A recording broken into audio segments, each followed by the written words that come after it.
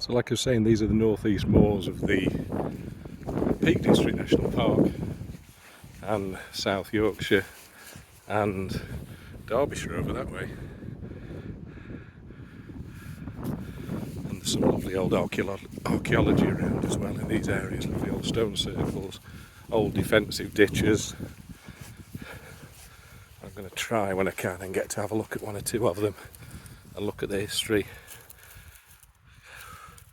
Because landscape use and landscape archaeology and history I think is really, really fascinating.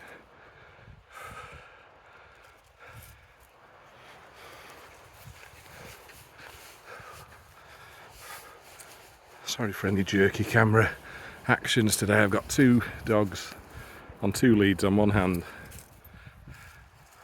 But these moorland have been specifically managed for grouse shooting for hundreds of years.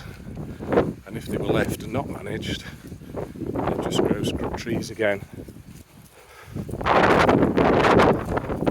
So this is a managed environment used for shooting birds and game birds.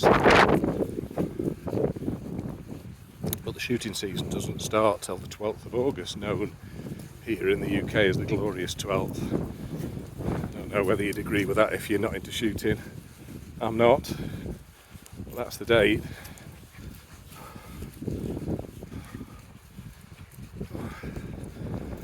We've got some lovely wimberries here. Marsh grasses on the edge.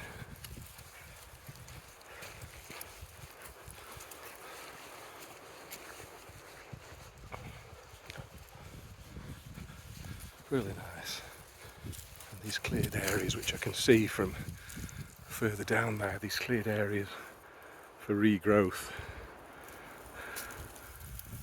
Just scars on the landscape really. But I don't profess to know anything about shooting and the history behind it. Who owns the moorland? I've heard lots of different stories about moorland use. Red grouse are a native species.